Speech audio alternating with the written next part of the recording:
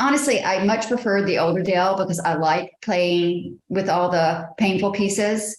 I like playing that. It's fine. I find it interesting. I prefer being my age. I love being my age, honestly, because I think there's so much to it. There's so much to tap into, and I understand it. And I think it's an interesting time in life, and how you feel is very, there's a lot of loneliness to being an older person. So there's a lot to work with.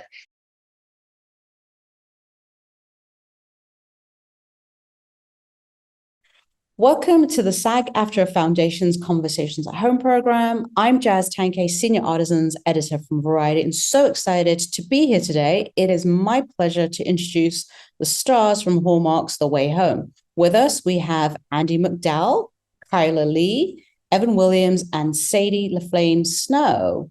Hello and welcome to you all. Hello, thank you for having us. Thank you so much for being here. Congratulations on an incredible first season. I mean, the way this series really connected with fans from the get-go through to the end, waiting for season 2. I mean, why do you think it resonated so deeply? Andie, do you want to start? I think it's a very original idea. It's surprising. We were always, even though we were working on it, and we would get new scripts as the season went on, really it blew our minds what the concepts that they came up with. We have incredible writers, female writers, these great, talented people that, it's a really true, remarkable, original idea. It's a sensation that we all have this fantasy of what it would be like to meet our mother when she was a young girl, when she was our age. And I think that's part of it. It's a very, it's a dreamlike idea to be able to go back in time and see your family. I think that all of us have that sensation of what if we could do that? And they create it for us. So we go on this trip. And when we watch the show with these characters, we develop a relationship with them and go on a trip with them and see how it affects them. So it's, I think people can relate it to how they feel about themselves and their own family. I think that's is very attractive about it. Yeah, we were talking about this, also just the way that everybody showed up for one another. With just bringing everything that you've got, just because everybody was so passionate about this project. And one of the things that we talked about was, yes, this is on the Hallmark Network. And, so many people tune into Hallmark because what you're being able to come to. It's like, who doesn't watch the movies? Who hasn't been in the movies? But to be able to go to a place that you kind of know what you can expect. And that's what's so beloved about it. But then to be able to turn it completely on its head and really give people something that they weren't expecting. And that was a big part of some of the comments that we saw, even just in social media. It was like, I don't know that I normally would have tuned into Hallmark. I know it's a Christmas time thing, but here I am, I got invited to watch this and now I'm completely hooked. And I think it's just, and we heard that even from people who were working on the show, crew members, people behind the scenes that were like, I don't know if I was between two projects or whatnot, but there was something about this show that I knew I had to be on.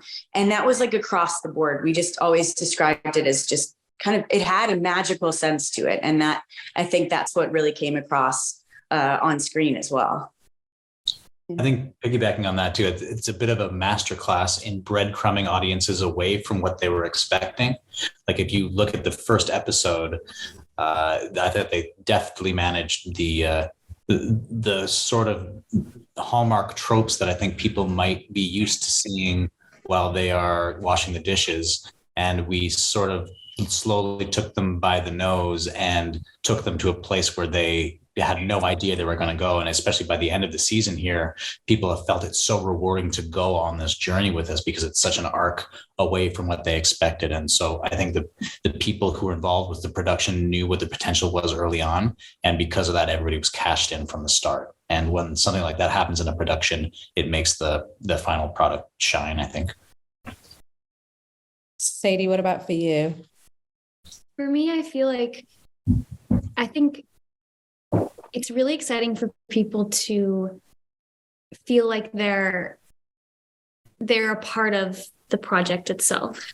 Everyone's theories and reactions and excitement and kind of like just like giddiness when it ends on a cliffhanger propels us forward into the next week of watching together and of audience members coming together and talking about it with each other and families coming together. And I think that that's a really beautiful feeling, is that, you know, there's a reason to come back together and talk about this story. And then on top of that, you're getting the intergenerational piece. So you can have grandmothers watching with their granddaughters, you can have parents watching with their kids. And even just in my household alone, there's like so many generations of people who are watching and enjoying it, all for different reasons, and then coming together for one story, which I think is really special and unusual. I think that the TV that I would be watching is not the same as what my dad would be watching, but now we have something to watch together. And, you know, obviously he's watching it because I'm on the show. But I think that that's happening in households all over the world. And so that's really special because this story has created an opportunity, and you know, people online talking about the group chats that they have with family members and in other states and other countries talking about the story. And it's really just so beautiful and special that it's reaching different generations. And I think that's a huge reason why it's. Yeah. That's why Sadie had asked that question on Twitter. I remember you putting that out there saying like, who are you watching the show with? And it was just flooded, just like you're saying, Sadie, with all these people saying, you know, we come up with our theories and we have our watch parties and, you know, so-and-so was wrong this time or whatever it is, like, you know, again, and saying the same thing. It's like in my household, it's myself, my husband, my 19-year-old son, and my 16 and, you know, 13-year-old daughters, and everybody is watching. We all went to our really good friend's house. So there's probably 20 people, and we all watched it together. And the entire time they're like this and they're going, Chyler, did this happen? I'm like, I'm not saying a thing. I got to just sit there, cross my arms and laugh as all their theories were like, and I was like, this is great. I love it though. Yeah. It creates a passion for sure. There was so many different theories online, like on Reddit and Twitter. It was fun to dive into and just see what people were saying after the episodes, and and then next week, like you'd find something different. But to that, I mean, there were so many points, but like, you know, Andie, you talked about, you know, the incredible scripts and having the, you know, a female writing team. What was that like for all of you, just being, you know, having this incredible team of writers that happen to be females? Because that's something that you don't always get in a writer's room. But like, I feel like you said, being able, you know, how it resonates. We all wanted to know our younger mothers, what, you know, our mothers themselves. So like how that impacted. Yeah, I'll tell you personally, they are so talented and gifted that I felt guilty for reaching out to them, but I did reach out to them on the weekends because I was trying to figure out who Dell was all the time, constantly trying to find something that I believed and thought was honest and understood as a woman who, you know, that's my age. And I wanted to come from something that I believed. And it was the very first time I've ever had access like that to people. And they listened to me, and that blew my mind that they would hear me. And I'm in awe of them. I truly am, that they tolerated me, because I did reach out to them quite a bit and gave them my feelings, and they would listen to me. And the only reason I did it is because I cared. If I didn't care, I wouldn't have done that. I wouldn't have been thinking about it all weekend long, but I did think about it all weekend long. And I I think this is true for all of us. Each one of us is so grateful to be a part of this show, and we recognize the talent that we have. I told you my dog is a new puppy. That we recognize the talent that we're working with. The writers are just really, they're really good. But I want you to talk to Evan, because I don't know that you've talked to Evan, and he does such a good job. And I will say real quickly, my family are huge Hallmark fans. All my family, like I'm talking cousins and everybody. They watch Hallmark. So they are bugging me to tell them what's happening. In the beginning, like my sister was like, I'm confused. I said, just watch. I think she's used to watching all the romances. So she was surprised to have something more. And Evan does the romance part so well. I mean, he does every part really well. Yeah, I love all the stuff he had to do with Sadie too. And when I was reading, I was like, is this going to work? Because it's, the stuff he has to do, and the comic stuff is so good. Everybody is so good. Everybody is so good. But I love watching the romance between Chyler and Evan. It's tangible. And it's so funny because I'm watching it as me and Dale. Dale wants them to be together, So I'm like, yeah, this could work out. Anyway. Well, I was going to ask you, Evan, what was it like to play Elliot? And also, David plays, the younger Elliot too. And just exploring this character, and working with the incredible writing team that you have, because the thing with TV, you don't know where your character is going to be by episode 10, because they're still writing episode 10 as you're shooting episode 1, 2, and 3. So what was that like, exploring and going on this journey with him? Well, it was a total dream, first of all, to be working with such a committed and brilliant creative crew. The ladies that wrote it, they're such old hands in the industry. There's another show that they did, I think, for how many years was that? 15 years. So they cut their teeth a long time ago. So they're not doing anything that is not going to be intentional to them, and they're also not going to be pushed around. And so they know how to listen, and they know how to collaborate and really put their hearts on the line, because it's not about, hey, can we make a show? Like, they've made a show before. They're trying to make something that truly matters and can actually make its way into people's hearts and minds. And so as far as playing Elliot, I knew that it was going to be such a fun opportunity to play so many different parts of a person in a show where it's about a family, to play the sort of guy who's swinging like a covalent electron around this family. Such a nerd. I did just say covalent electron. I did. Nerd. Whatever. But they exactly.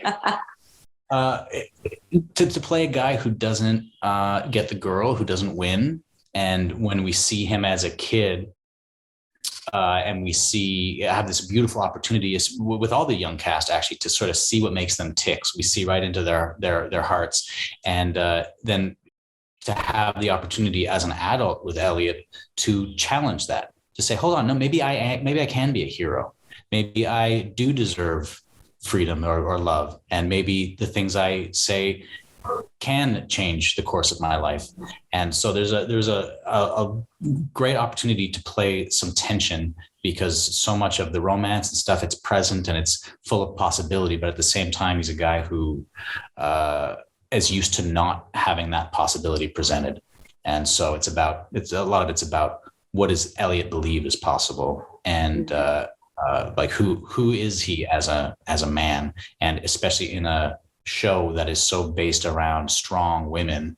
It's an interesting counterpoint, and I had a lot of fun playing the different colors of that, because there's some loss there. There's some awkward moments, and it's a total privilege and a pleasure to be able to work with these three strong actors. I've said it, say it again, I'll say it all the time. It was so different each time, and I just can't wait to do it again. I can't believe we get the opportunity to do it again. I'm so grateful, and I know they are too.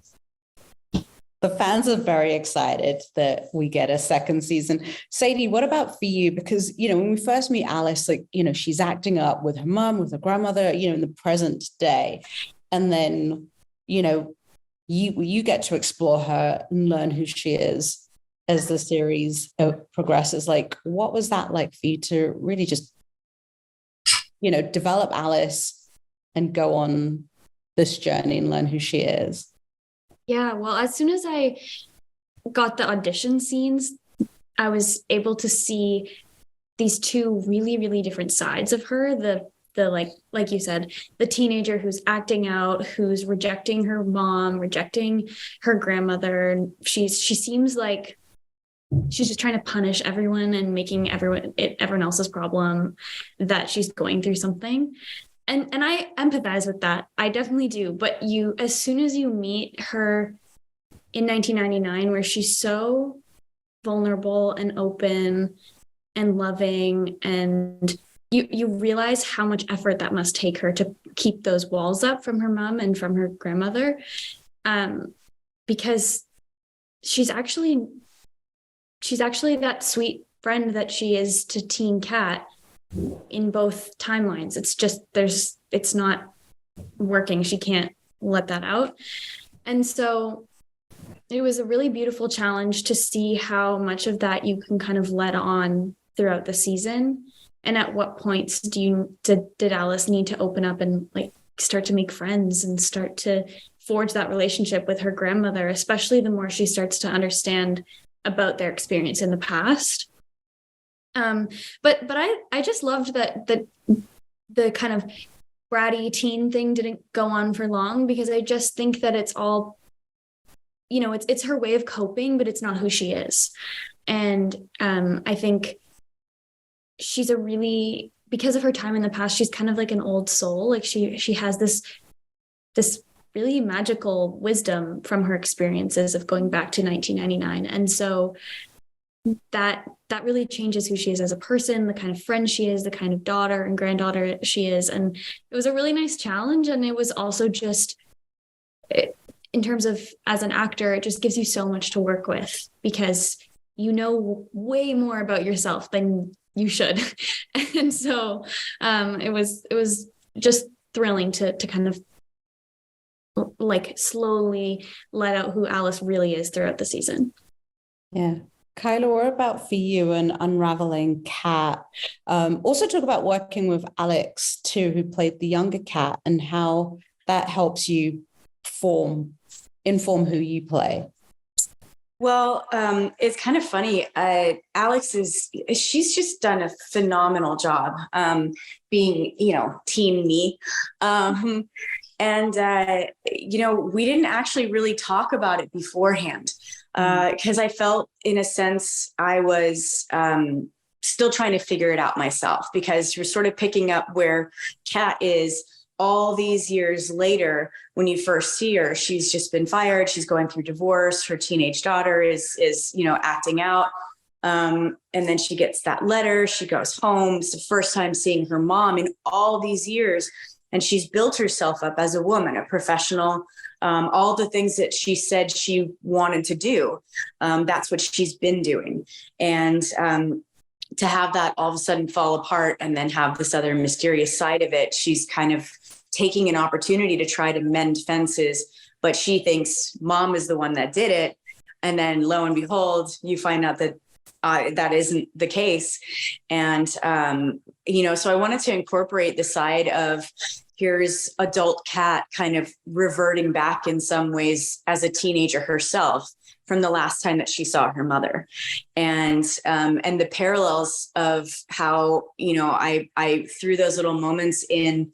I feel like even watching when Alex was doing Teen Kat, because we could see some of the episodes along the way, or some of the dailies or whatever it was.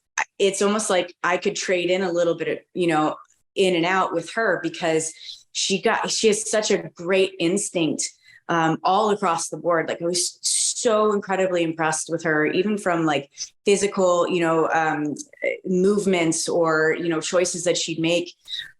We did talk about she and I, the panic attack that Kat has at the Y2K party, because, you know, I have panic attacks in my real life. And so I have experience with that. And she really dug into it. And she's like, I want to make sure that this comes across with authenticity.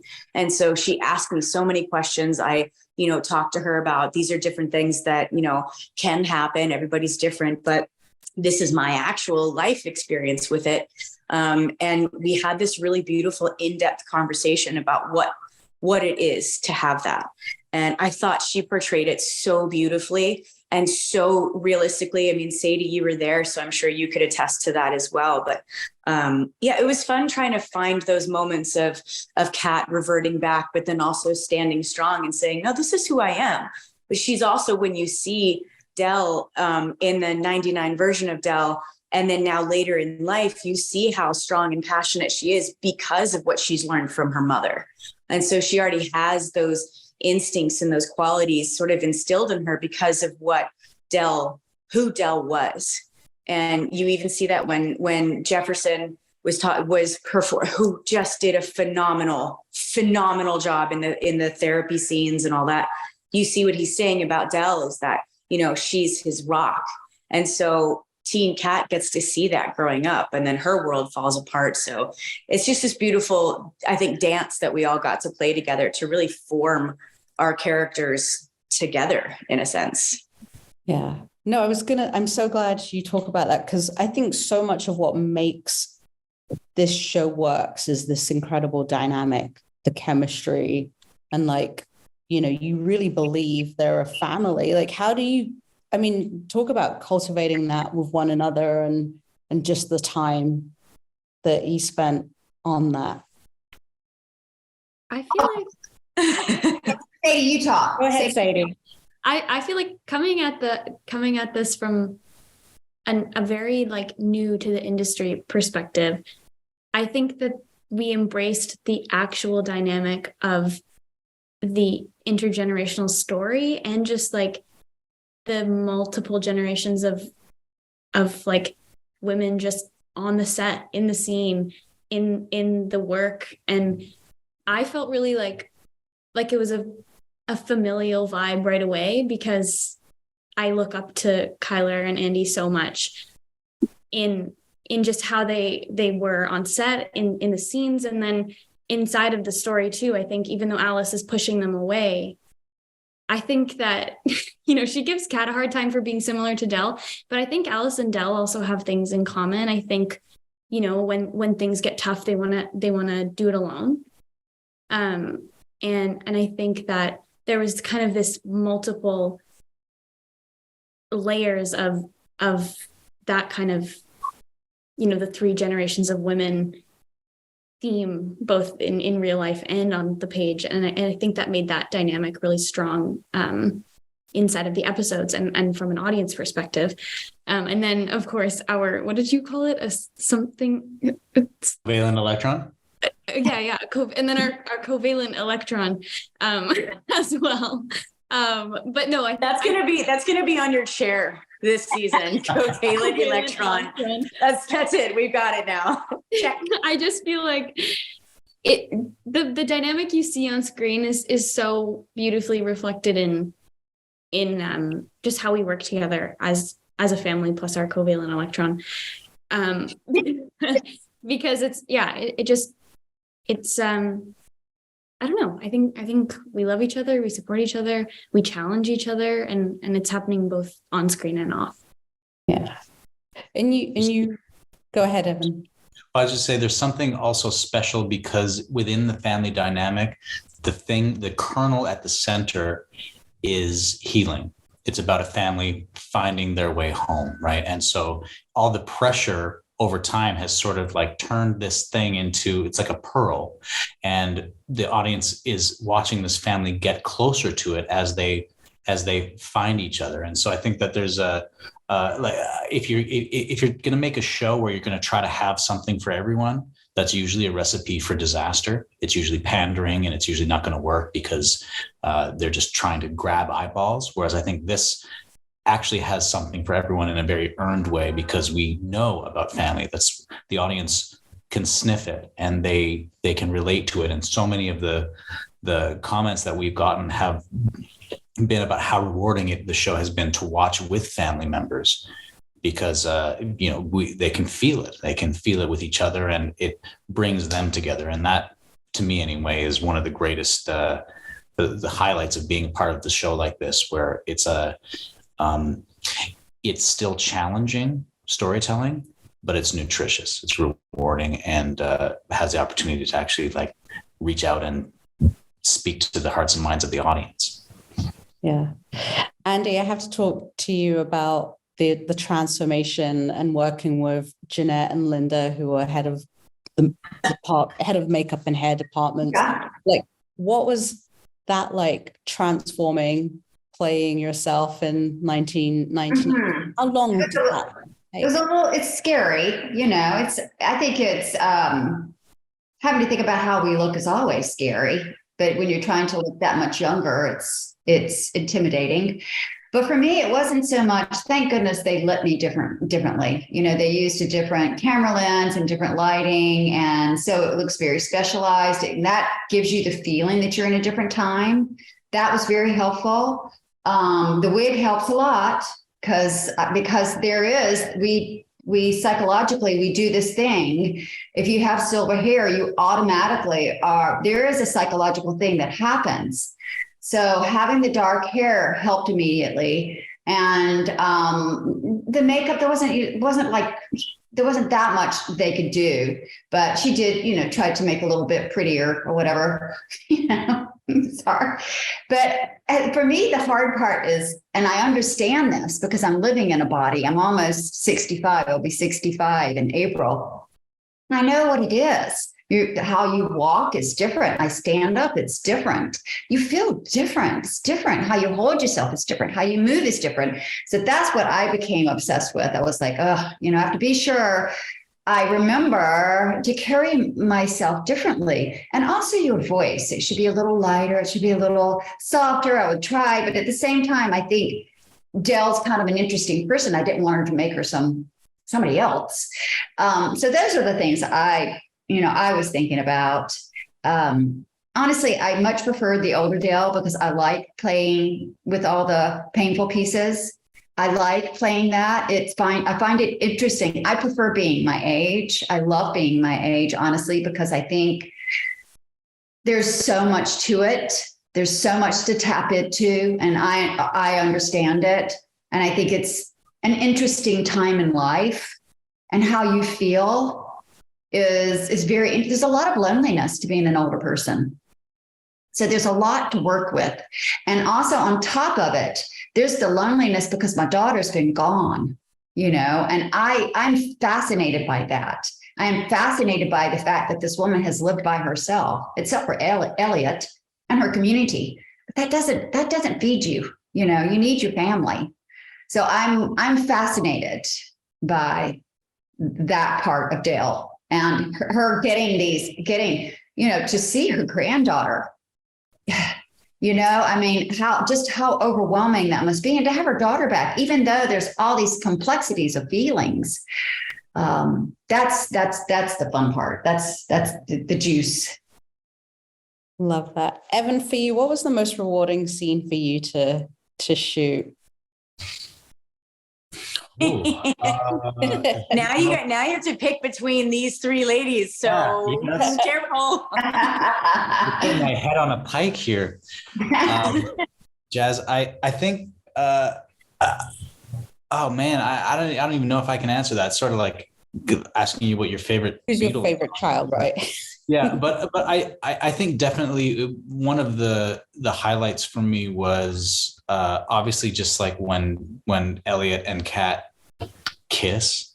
I mean, it's a simple thing, but I know that just on that day, the magic that we got on that day was so tenuous, and it was as the sun was going down and we were out of time and we were losing the light. So that classic story, and we made some bold choices to try to, the choices that would have about where to put the camera and stuff that would have totally boned us if it didn't work. We would have been out of time. But it was sort of a creative risk that was taken by the cast and the crew at the same time. And we just sort of picked up all the gear and ran out there and caught it. And we just caught something. And I think for Elliot, for the character's arc, it's just really important. And I just loved the way that it worked out. I love that she ran away. I love that he said what and but celebrated, and I'm glad they let that in the cut. And it's movie making, like I love those moments when it's really cowboy. It's really sort of like we're just riding the edge of something, and it could all fall apart at any minute, and for whatever reason sometimes it sticks together and it's caught on camera forever. And so that's I think we had I think we only had time for 3 takes for basically the whole thing. And you should see Sam, our boom operator, is behind the camera because he's going, our camera operator is going around us in circles and then has to go the other way. So Sam had to keep up with him the entire time, and everybody's behind. And it was it was wild.